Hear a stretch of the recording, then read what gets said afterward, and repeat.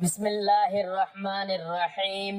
7 بر اعظم، 7 سمندر، 7 زمین، 7 آسمان سے زیادہ بڑی یہ تسبیح ہے، روزانہ پڑھا کرو۔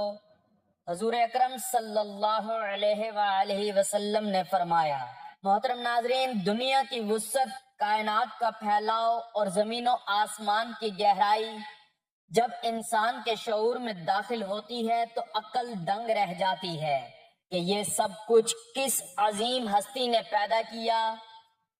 ایک طرف 7 آسمان جن کی بلندی کا اندازہ انسانی آنکھ نہیں لگا سکتی، دوسری طرف 7 زمینیں جن کے اندر کا علم انسان کی سائنس بھی مکمل طور پر نہیں جان سکی، پھر 7 سمندر جن کی گہرائی، حیات اور طاقت ناقابل تصور ہے، اور 7 بر اعظم جن پر قومیں، سلطنت، تہذیبیں اور انسانیت کے کئی ادوار گزر چکے ہیں۔ ان سب کو پیدا کرنے والی، چلانے والی اور ان پر مکمل اختیار رکھنے والی ذات صرف اللہ رب العزت کی ہے۔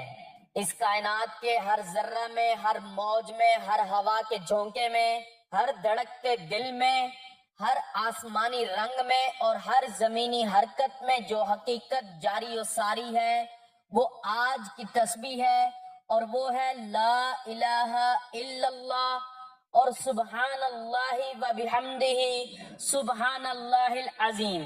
دنیا کی وسعتوں کو اگر آنکھ بند کر کے محسوس کیا جائے تو یہ سوچ کر ہی انسان کا دل کانپ اٹھتا ہے کہ اس پوری کائنات کا خالق ایک ہے، اکیلا ہے، بے نیاز ہے اور وہی سب کچھ سنبھالنے والا ہے۔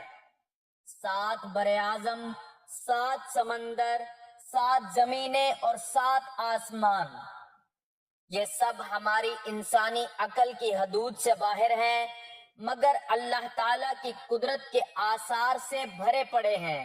لیکن اس سب سے بڑھ کر جو چیز اللہ کے نزدیک عظمت رکھتی ہے وہ ہے ذکر، اور اس ذکر میں سب سے بڑی چیز تسبیح ہے، جو مومن کے دل کو زندہ، روح کو روشن اور تقدیر کو بدلنے والی ہوتی ہے۔ اللہ اکبر! کیسا عظیم کلام ہے وہ، جو 7 آسمانوں سے اونچا ہو، 7 زمینوں سے گہرا ہو، 7 سمندروں سے وسیع ہو اور 7 بر اعظموں سے زیادہ قیمتی ہو۔ یہ کوئی عام کلام نہیں بلکہ وہ کلمہ اور وہ تسبیح ہے جس کے بارے میں نبی کریم صلی اللہ علیہ وآلہ وسلم نے ارشاد فرمایا۔ ترجمہ: 2 کلمات ایسے ہیں جو زبان پر بہت ہلکے، میزان ترازو میں بہت بھاری اور رحمان کو بہت پسندیدہ ہیں، سبحان اللہ و بحمدہ سبحان اللہ العظیم۔ یہ 2 تسبیحات وہ ہیں جو 7 آسمانوں کی وسعتوں سے زیادہ وزنی ہیں۔ جب بندہ ان کلمات کو دل سے، اخلاص سے، توجہ کے ساتھ ادا کرتا ہے تو اس کی روح آسمانوں کو چھونے لگتی ہے، فرشتے اس کے لیے دعائیں کرتے ہیں، زمین کی گرد اس کے گناہوں کو دھو دیتی ہے اور عرش الہی کے قریب اس کا ذکر بلند کیا جاتا ہے۔ یہ تسبیح محض الفاظ نہیں بلکہ یہ ایک روحانی طاقت ہے جو گناہوں کی زنجیروں کو توڑتی ہے، پریشانیوں کی دھند کو صاف کرتی ہے، غربت، بیماری، دل کی بے سکونی، گھریلو جھگڑوں اور رزق کی تنگی جیسے مسائل سے نجات دیتی ہے۔ اگر کوئی شخص روزانہ محض 5 سے 10 منٹ صرف کر کے سبحان اللہ و بحمدہ سبحان اللہ العظیم پڑھے تو اس کی زندگی کے اندر حیران کن تبدیلیاں آنے لگتی ہیں۔ ناظرین، کیا یہ حیرت انگیز نہیں کہ ہمارا رب جس کے اختیار میں کائنات کی ہر شے ہے، وہ بندہ مومن کے ذکر سے خوش ہوتا ہے؟ سبحان اللہ! ہمارا خالق ہمیں اپنے ذکر کے ذریعے اپنے قریب کرنا چاہتا ہے، اسی لیے قرآن کریم میں ارشاد ہوتا ہے فَاذْكُرُونِي أَذْكُرُكُمْ۔ ترجمہ: تم میرا ذکر کرو، میں تمہیں یاد کروں گا۔ جب اللہ بندے کو یاد کرتا ہے تو فرشتوں کے سامنے اس کا ذکر کرتا ہے، اس کے مسائل کو حل کرتا ہے، اس کی دعائیں قبول کرتا ہے، اس کی تقدیر کو بدل دیتا ہے، اور سب سے بڑھ کر یہ کہ اللہ تعالی خود اس بندے سے محبت کرنے لگتا ہے۔ کسی بھی انسان کے لیے یہ عظیم بات ہو سکتی ہے کہ اسے دنیا کے بادشاہ یا وزیر اعظم جانتے ہوں، لیکن سب سے بڑی کامیابی اور سب سے بڑا اعزاز وہ ہے جب اللہ رب العزت اپنے فرشتوں کے سامنے فرماتا ہے، میرے بندے کو دیکھو، میرے ذکر میں مشغول ہے۔ یہی تو وہ مقام ہے جو تسبیح کے ذریعے حاصل ہوتا ہے۔ ہر بار جب زبان سے نکلتا ہے سبحان اللہ، تو انسان گویا اعلان کرتا ہے کہ اے اللہ، تو ہر عیب سے پاک ہے، تو کامل ہے، تو خالق ہے، تو مالک ہے، اور میں تیرا عاجز بندہ ہوں۔ 7 بر اعظم، 7 سمندر، 7 زمین، 7 آسمان، یہ سب اللہ کی تخلیق ہے، اور ان سب سے زیادہ عظیم وہ بندہ ہے جو اللہ کی یاد میں ڈوبا رہتا ہے، اس کا ذکر کرتا ہے، اس کی تسبیح کرتا ہے۔ یہی وہ بندہ ہے جس کے لیے جنت کے دروازے کھول دیے جاتے ہیں، فرشتے اس کی حفاظت پر مامور ہو جاتے ہیں، اور دنیا میں بھی اس کے لیے برکتوں کا نزول ہوتا ہے۔ حضور اکرم صلی اللہ علیہ وآلہ وسلم نے فرمایا، جو شخص صبح کے وقت 100 مرتبہ سبحان اللہ و بحمدہ کہتا ہے، اس کے تمام گناہ معاف کر دیے جاتے ہیں، اگرچہ وہ سمندر کی جھاگ کے برابر ہوں۔ یہ کتنی عظیم بات ہے۔ ہم صرف روزانہ کچھ لمحے نکال کر اس تسبیح کو اپنی زندگی کا حصہ بنا لیں تو ہمارے گناہ معاف، ہماری دعائیں قبول، ہمارے رزق میں برکت، ہمارے دلوں میں سکون، اور ہمارے گھروں میں جنت جیسا ماحول پیدا ہو سکتا ہے۔ یہ تسبیح روح کی غذا ہے، یہ نور کی روشنی ہے، یہ وہ خزانہ ہے جسے نہ کوئی چرا سکتا ہے، نہ کوئی چھین سکتا ہے۔ یہ وہ دولت ہے جو قبر کے اندر ہمارے ساتھ جائے گی، جب دنیا کا مال، جائیداد، رشتہ دار سب کچھ ساتھ چھوڑ دیں گے، تب یہی تسبیح ہمارے ساتھ ہوگی۔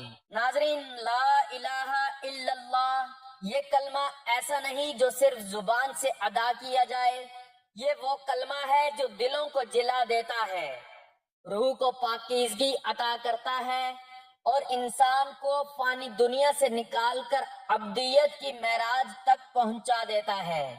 کلمہ طیبہ لا الہ الا اللہ اسلام کا بنیادی عقیدہ اور تمام انبیاء کا مرکزی پیغام ہے۔ یہ کلمہ توحید کی عظیم شہادت ہے جس پر ایمان لانے سے انسان کی دنیا و آخرت سنور جاتی ہے۔ قرآن و حدیث میں اس کی بے پناہ فضیلتیں بیان کی گئی ہیں۔ اس مضمون میں ہم لا الہ الا اللہ کی اہمیت، اس کے فضائل، اس کا وظیفہ، انبیاء کے واقعات سے مدد کے حوالے اور اس کے اثرات پر تفصیل سے روشنی ڈالیں گے۔ قرآن مجید میں لا الہ الا اللہ کی اہمیت، اللہ تعالیٰ نے قرآن پاک میں متعدد مقامات پر توحید کی اہمیت بیان فرمائی ہے۔ چند آیات ملاحظہ ہوں۔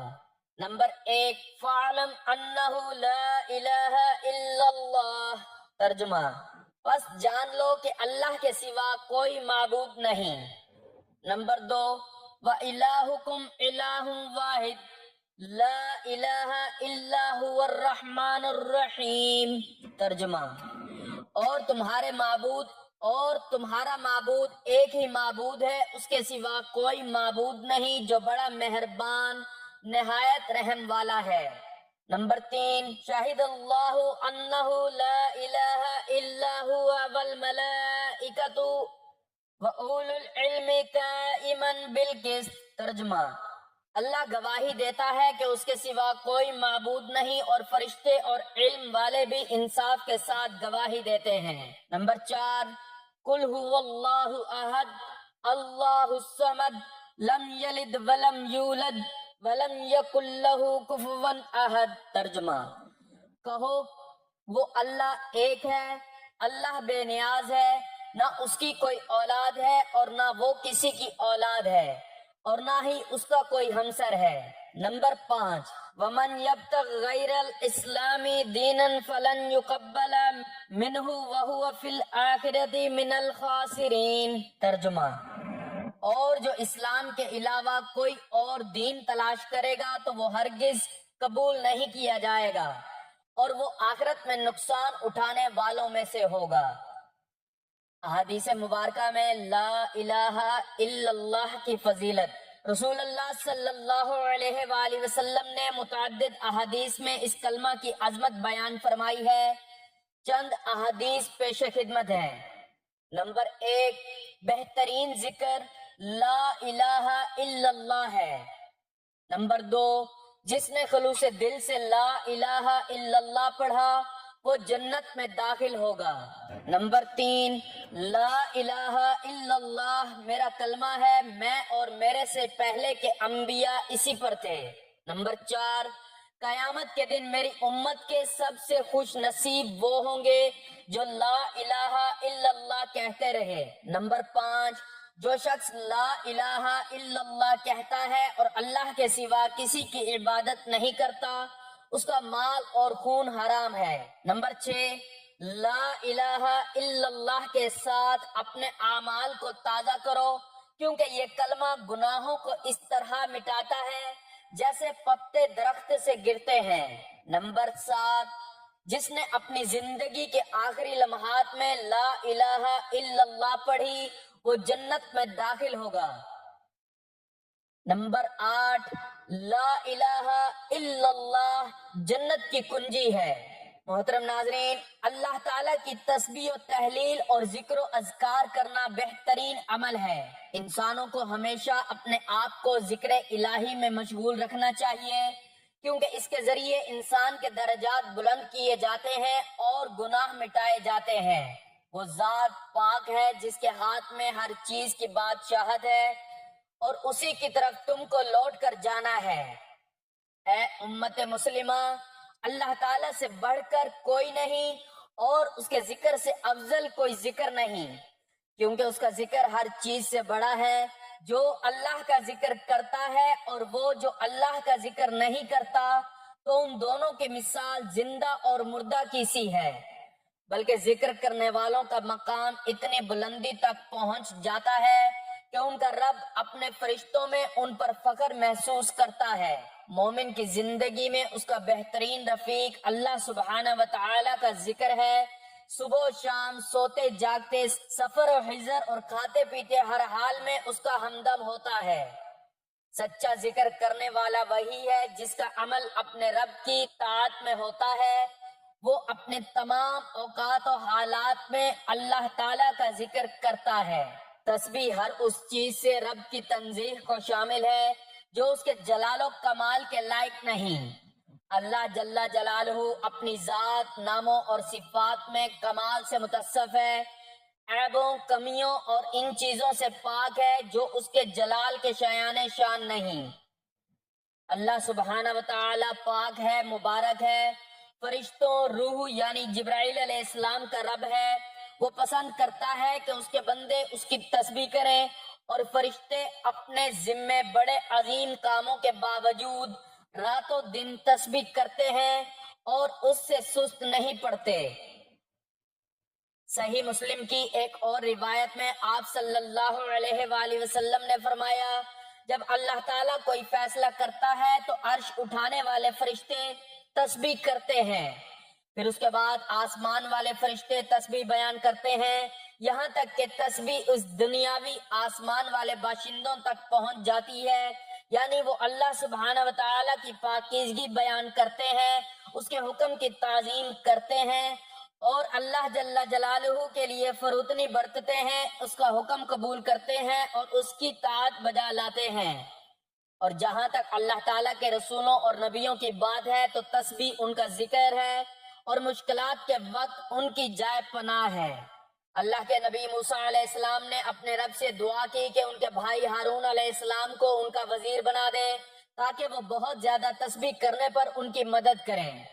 انہوں نے دعا کرتے ہوئے کہا، اور میرے گھر والوں میں سے ایک کو میرا وزیر یعنی مددگار مقرر فرما، یعنی میرے بھائی ہارون کو، اس سے میری قوت کو مضبوط فرما اور اسے میرے کام میں شریک کر تاکہ ہم تیری بہت سی تسبیح کریں اور تجھے کثرت سے یاد کریں۔ ہمارے نبی کریم صلی اللہ علیہ وآلہ وسلم کی پوری زندگی اللہ سبحانہ وتعالی کی تسبیح سے عبارت تھی۔ آپ صلی اللہ علیہ وآلہ وسلم جب قرآن مجید کی تلاوت کرتے اور کسی ایسی آیت سے گزرتے کہ جس میں رحمان کی پاکیزگی بیان کی گئی ہے تو آپ صلی اللہ علیہ وآلہ وسلم تسبیح کرتے۔ جب آپ صلی اللہ علیہ وآلہ وسلم رات میں قیام کرتے تو اپنے رکوع و سجود میں لمبی تسبیح کرتے۔ حضرت موسیٰ علیہ السلام جنہیں یہودی مذہب میں سب سے اہم نبی مانا جاتا ہے، ایک عظیم پیغمبر اور رہنما تھے۔ ان کی زندگی مصائب، جدوجہد اور معجزات سے بھری پڑی ہے۔ ان کی پیدائش فرعون کے دور میں ہوئی جب بنی اسرائیل پر ظلم و ستم ہو رہا تھا۔ فرعون نے حکم دیا تھا کہ بنی اسرائیل کے ہر لڑکے کو پیدا ہوتے ہی قتل کر دیا جائے۔ اس خوف سے موسیٰ علیہ السلام کی والدہ نے انہیں ایک صندوق میں رکھ کر دریا میں بہا دیا۔ دریائے نیل میں بہتا ہوا صندوق فرعون کے محل تک پہنچا اور فرعون کی بیوی نے اسے پایا اور اپنے بیٹے کے طور پر پالا۔ اس طرح موسیٰ علیہ السلام فرعون کے محل میں پلے بڑھے، لیکن انہیں اپنی اصل قوم اور اس پر ہونے والے ظلم کا علم تھا۔ ایک دن انہوں نے ایک مصری کو ایک اسرائیلی کو مارتے ہوئے دیکھا تو غصے میں اس مصری کو قتل کر دیا۔ اس کے بعد وہ مصر سے مدین کی طرف بھاگ گئے جہاں انہوں نے ایک چرواہے کے طور پر زندگی گزاری اور وہاں ایک نیک خاتون سے شادی کی۔ مدین میں قیام کے دوران ایک دن وہ طور کے پہاڑ پر آگ دیکھنے گئے تو وہاں اللہ تعالیٰ نے انہیں نبوت عطا کی اور انہیں فرعون کی طرف واپس بھیج دیا تاکہ وہ بنی اسرائیل کو فرعون کے ظلم و ستم سے نجات دلائیں۔ موسیٰ علیہ السلام نے فرعون سے بنی اسرائیل کو چھوڑنے کا مطالبہ کیا لیکن فرعون نے انکار کر دیا۔ اس کے بعد اللہ تعالیٰ نے فرعون اور اس کی قوم پر کئی طرح کی نشانیاں ظاہر کی جن میں طوفان، ٹڈیاں، مینڈک، جوئیں، خون، قحط اور مچھر شامل ہیں، لیکن فرعون نے ہر بار انکار کیا اور اپنے رویے پر اصرار کیا۔ آخرکار اللہ تعالیٰ نے بنی اسرائیل کو مصر سے نکالنے کا حکم دیا۔ موسیٰ علیہ السلام نے بنی اسرائیل کو لے کر مصر سے روانہ ہوئے لیکن فرعون نے اپنی فوج کے ساتھ ان کا تعاقب کیا۔ جب بنی اسرائیل بحر کلزم کے کنارے پہنچے تو موسیٰ علیہ السلام نے اللہ کے حکم سے دریا پر عصا مارا جس سے دریا دو حصوں میں بٹ گیا اور بنی اسرائیل اس میں سے گزر گئے۔ جب فرعون اور اس کی فوج نے ان کا تعاقب کیا تو دریا واپس مل گیا اور فرعون اور اس کی فوج ڈوب گئی۔ موسیٰ علیہ السلام نے بنی اسرائیل کو بحیر احمر پار کرایا اور انہیں 40 سال تک صحرا میں ہدایت دی۔ اس دوران انہیں اللہ تعالیٰ نے 10 احکام عطا کیے جو تورات میں درج ہے۔ موسیٰ علیہ السلام کی زندگی میں کئی معجزات رونما ہوئے جن میں دریا کو پار کرنا، عصا کا اژدہا بننا اور بیماریوں کو شفا دینا شامل ہیں۔ وہ ایک عظیم پیغمبر اور رہنما تھے جنہوں نے بنی اسرائیل کو ظلم و ستم سے نجات دلائی اور انہیں توحید کا درس دیا۔ تو ناظرین محترم، وقت کی نزاکت کو مد نظر رکھتے ہوئے چلتے ہیں آج کی اس تسبیح کی جانب جس کے بارے میں حضور صلی اللہ علیہ وآلہ وسلم نے فرمایا کہ روزانہ پڑھا کرو۔ اس کے پڑھنے سے 7 براعظم، 7 سمندر، 7 زمین، 7 آسمان سے زیادہ بڑی یہ تسبیح ہے اور اس کے پڑھنے سے نامہ اعمال نیکیوں سے بھر جاتا ہے، اللہ تعالیٰ خوش ہو جاتے ہیں۔ یہ سب سے افضل ذکر اور اللہ تعالیٰ کے پسندیدہ کلمات کی تسبیح ہے۔ اس تسبیح کی بدولت آپ کی ہر حاجت پوری ہو جائے گی، گناہوں سے معافی ہو جائے گی، رزق میں برکت ہوگی، بیماریوں سے شفا ملے گی، دشمنوں سے حفاظت ہوگی اور آخرت میں نجات کا سبب یہ عظیم تسبیح بنے گی۔ تو آپ اس تسبیح کو چلتے پھرتے، اٹھتے بیٹھتے کسی بھی وقت پڑھ سکتے ہیں۔ اگر آپ کسی نماز کے بعد پڑھنا چاہیں تو بھی افضل ہے۔ اگر آپ نماز کے بعد نہیں پڑھ سکتے تو چلتے پھرتے اس تسبیح کا ورد کر سکتے ہیں۔ اس کے لیے آپ نے سب سے پہلے باوضو ہو جانا ہے۔ باوضو ہو کر یہ تسبیح پڑھنے سے پہلے آپ نے حضور پاک صلی اللہ علیہ وآلہ وسلم کی ذات اقدس پر درود پاک کا نذرانہ پیش کرنا ہے۔ درود پاک آپ کوئی سا بھی پڑھ سکتے ہیں لیکن درود ابراہیمی کی فضیلت زیادہ ہے۔ ایک بار ثواب کی نیت سے میرے ساتھ بھی درود پاک پڑھ لیں۔ اللہم صلی علی محمد وعلی آل محمد کما صلیت علی ابراہیم وعلی آل ابراہیم انک حمید مجید۔ اللہم بارک علی محمد وعلی آل محمد کما بارکت علی ابراہیم وعلی آل ابراہیم انک حمید مجید۔ درود پاک پڑھنے کے بعد آپ نے ایک تسبیح لا الہ الا اللہ، یہ ایک تسبیح پڑھنے کے بعد آپ نے ایک اور تسبیح پڑھنی ہے، یعنی پورے 100 مرتبہ آپ نے اس تسبیح کو پڑھنا ہے۔ اس کے بعد آپ نے اللہ تعالیٰ کے 2 بہت ہی پسندیدہ کلمات پڑھنے ہیں، سبحان اللہ و بحمدہ سبحان اللہ العظیم۔ ان کلمات کو بھی آپ نے پورے 100 مرتبہ پڑھنا ہے، اور پھر اس کے بعد 3 مرتبہ سورۃ الکوثر کی تلاوت کرنی ہے۔ بسم اللہ الرحمن الرحیم، انا اعطیناک الکوثر فصل لربک وانحر ان شأنیک هو الابتر۔ سورۃ الکوثر 3 مرتبہ پڑھنے کے بعد آپ نے ایک تسبیح استغفر اللہ استغفر اللہ استغفر اللہ کی پڑھنی ہے۔ آخر میں پھر آپ نے درود پاک پڑھنا ہے جو شروع میں پڑھا تھا۔ حضرت سیدنا تمیم داری رضی اللہ تعالیٰ عنہ سے روایت ہے کہ رسول اللہ صلی اللہ علیہ وآلہ وسلم نے ارشاد فرمایا کہ جس شخص نے یہ تسبیح پڑھی اللہ تعالیٰ اس کو 7 بر اعظم، 7 زمین، 7 آسمانوں سے بڑی اس تسبیح کے پڑھنے پر بے تحاشا مال و دولت، عزت، شہرت عطا فرماتا ہے۔ اس تسبیح کے پڑھنے سے نامہ اعمال کو نیکیوں سے بھر دیا جاتا ہے۔ ان تسبیحات کے کلمات اللہ تعالیٰ کو خوش کر دیتے ہیں۔ ان کلمات کی برکت سے اللہ تعالیٰ آپ پر بہت زیادہ رحم فرمائیں گے، آپ کے دلی حاجات کو پورا فرمائیں گے۔ جو شخص یہ عمل کرتا ہے اس کے گھر میں برکتیں اور رحمتیں نازل ہوتی ہیں، تو آپ نے اس عمل کو لازمی کرنا ہے۔ میری اللہ تعالیٰ سے دعا ہے کہ اللہ تعالیٰ میرا سنانا اور آپ کا سننا اپنی پاک بارگاہ الہی میں قبول و منظور فرمائے، جو مانگا مقدر فرمائے، جو نہیں مانگ سکے بن مانگے عطا فرمائے۔ اللہ تعالیٰ نیکی کی بات کو سننے سمجھنے، اس پر عمل کرنے کی طاقت اور توفیق مرحمت فرمائے، آمین ثم آمین۔ ناظرین، آپ سے گزارش ہے کہ اللہ تعالیٰ کے 99 ناموں میں سے کوئی ایک نام کمنٹ سیکشن میں ضرور شیئر کریں۔ اللہ تعالیٰ ہم سب کا حامی و ناصر ہو، آمین، جزاک اللہ۔